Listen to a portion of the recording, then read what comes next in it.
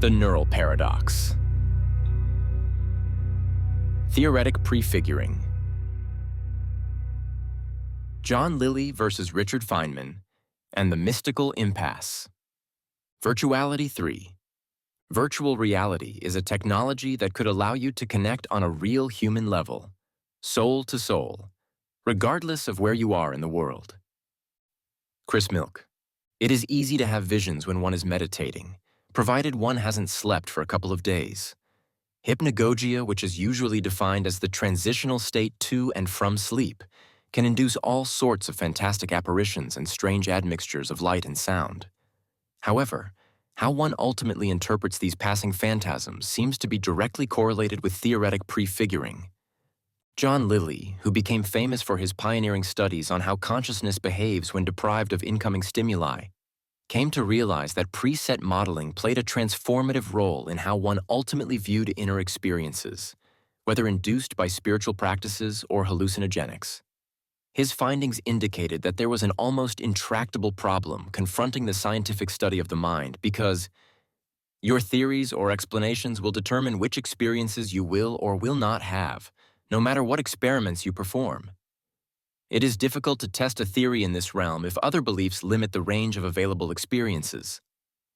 For instance, on occasion when I meditate at night and I haven't had sufficient sleep, I have very lucid visions of all sorts of phenomena. They appear just as real as anything I witness in the waking state, but these experiences are transpiring with my eyes completely closed. Once I saw a wonderful cascading shower of rain filled with different colors, and it felt as if water drops were bathing my face. Phenomenologically speaking, I would be hard-pressed to differentiate this hypnagogic state from my normal waking awareness. Yet, I am quite familiar with visual hallucinations, and thus I don't take such liquid displays too seriously, and I certainly don't give them any special meaning. However, and here is where Lilly's understanding of theoretic prefiguring looms large. If I followed or believed in a different paradigm that took such lucidities as signposts of a higher spirituality, such as with Ikankar or MSIA, which places a high value on lucid dreaming, I would most likely interpret such phantasms in a more positive and significant light. John Lilly provides us with a telling example, as recounted in his autobiography. In profound isolation, one may have the experience that other people are present, or that one is receiving communications from sources outside the tank. What one makes of these experiences depends on one's beliefs. A person who believes in telepathy is likely to conclude that the messages are actually coming from someone or something at a distance from the tank. Within such a belief system, the experience will be perceived as real. On the other hand, someone who does not believe in telepathy, having the same basic experience, will perceive the experience as unreal, perhaps calling it an hallucination. Interestingly, when John Lilly had mystical experiences of what he perceived as otherworldly beings in his sensory deprivation tank, after taking mind-altering drugs, such as ketamine, he argued strongly for their ontological objectivity. Whereas Richard Feynman, the Nobel Prize-winner in physics for his work on quantum electrodynamics, who had similar experiences as Lilly, they were friends, labeled his out-of-body excursions as hallucinations.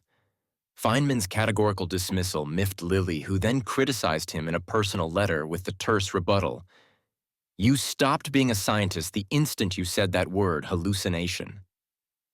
Feynman countered Lilly's assertion by pointing out that whatever out-of-body experiences he was having, and Feynman recalls becoming very good at, didn't correlate to the outside world, even when undergoing the dissociation he thought otherwise. It was for this reason that he tried to convince Lilly that the imagination that things are real does not represent true reality.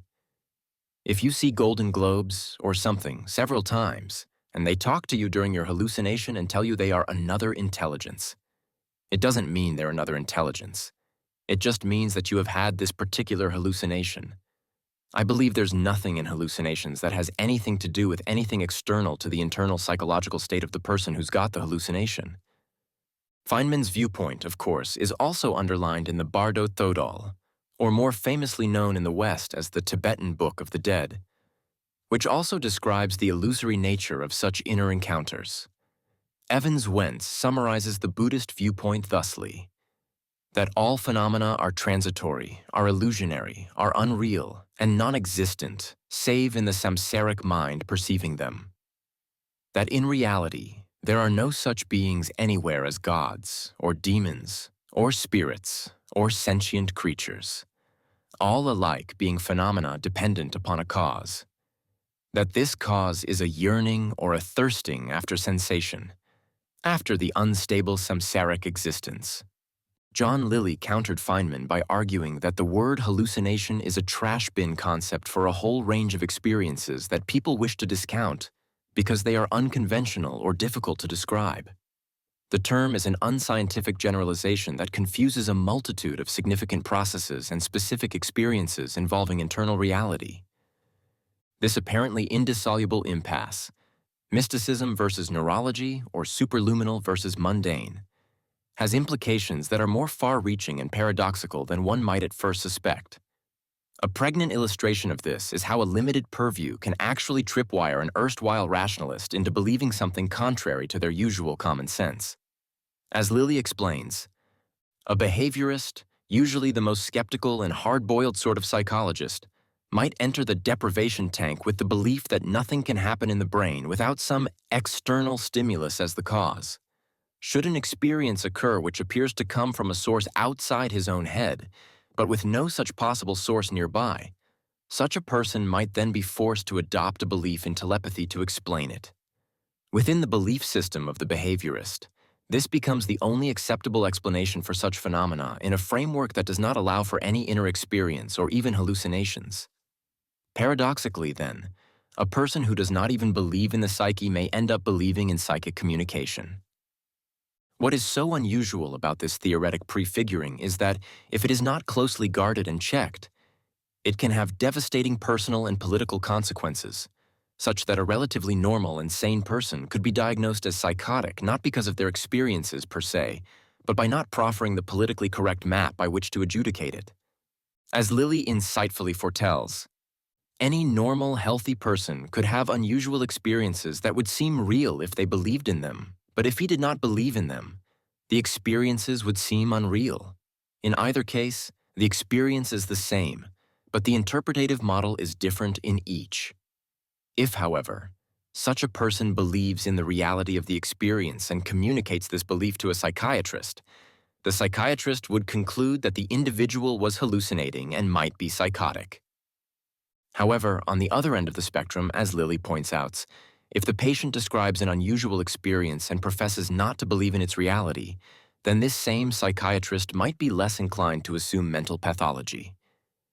This then leads us to a most unusual neural paradox, wherein one is judged not by the experience itself, but rather by one's beliefs or opinions about his experience.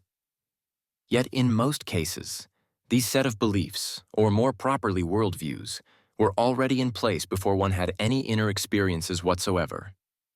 Lilly soon realized after his fantastical encounters with other beings and other universes, frighteningly retold in his classic book, The Center of the Cyclone, that how one recounted the experience, as a believer in their reality or as merely an unreal hallucination, made all the difference in how the outside listener judged his relative sanity. More importantly, however, was how one personally regarded such experiences, since some inner journeys were so utterly horrific that those who saw them as merely hallucinatory night terrors could liquidate their gnawing fears by recognizing their dreamlike and unreal nature. But others firmly believed that such excursions could be caught in a hellish nightmare from which it appeared impossible to escape. As Lilly astutely summarized, such explanations and theories are really beliefs about the universe and the mind. A particular belief may or may not be true, may or may not cause one to act in a certain way, but that belief will unquestionably set limits on what one can experience. How then can a science of consciousness proceed if at the very outset our neural prefiguring already contours our eventual adventures of the mind? John Lilly's answer to that query has now become his most cited philosophical witticism. In the province of the mind, what is believed to be true is true or becomes true, within certain limits to be found experientially and experimentally. These limits are further beliefs to be transcended. In the province of the mind, there are no limits. In other words, if consciousness is a virtual simulator, then it can potentially simulate anything given the necessary information. The glitch here, however, is that a simulating brain is invariably bounded by what it believes to be possible, particularly in a society that by its very structure tends to limit what can be plausibly accepted at any one particular point in time and space. Breaking through such psychological and cultural boundary lines is, of course, a daunting task since such taboo breaking makes one a potential outcast. It is also dangerous since there is a fine line between acting as if something may be real versus acting as if something is indeed real. Richard Feynman cautioned his would-be scientists at Caltech on their graduation day that the first principle is that you must not fool yourself, and you are the easiest person to fool. While this is certainly helpful advice, the problem is that our brains were designed to trick us from the very start, since every experience we have of the world, both within and without, isn't, as Kant pointed out centuries prior, the thing in itself, but rather the end result of filtering process which invariably colors whatever we see and hear and touch around us.